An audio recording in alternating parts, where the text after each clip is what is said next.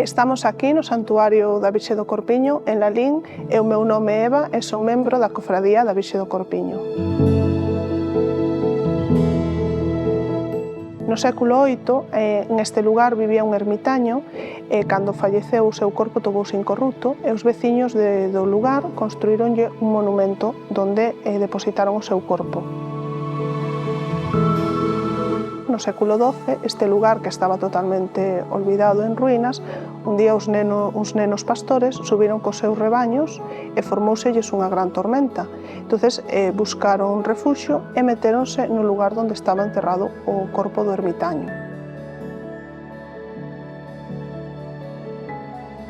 Eles entraron no lugar e viron un resplandor moi grande e nese resplandor viron a unha señora moi guapa con un neno no brazo esquerdo e un ramo de flores na man dereita, que con moito cariño lles dixo que fixeran a sinal da cruz. Eles fixérona e parou totalmente a tormenta.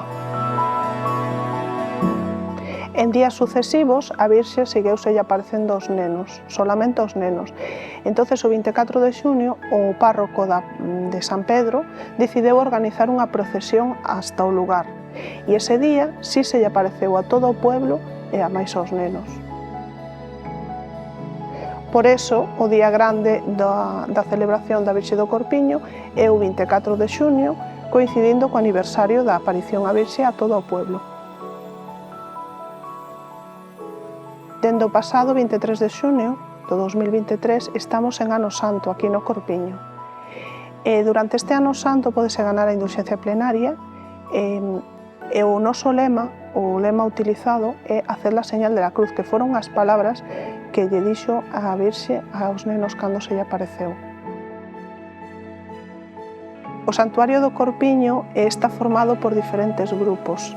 Aquí, como lugar de oración, pois hai un grupo de oración, hai adoración ao Santísimo, hai un grupo de liturgia que prepara todas as celebracións moi minuciosamente, un grupo de pastoral, o grupo de Cáritas, é un centro de referencia da zona, da súa unidade pastoral, que está formado por 11 parroquias, e ademais é centro de referencia en Galicia por peregrinacións e por visitas ao largo dos 365 días do ano.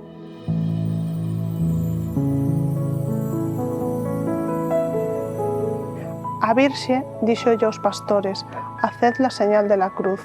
Esta é unha clara invitación á oración, que a oración calma calquer tormenta que se aparezca na nosa vida diaria.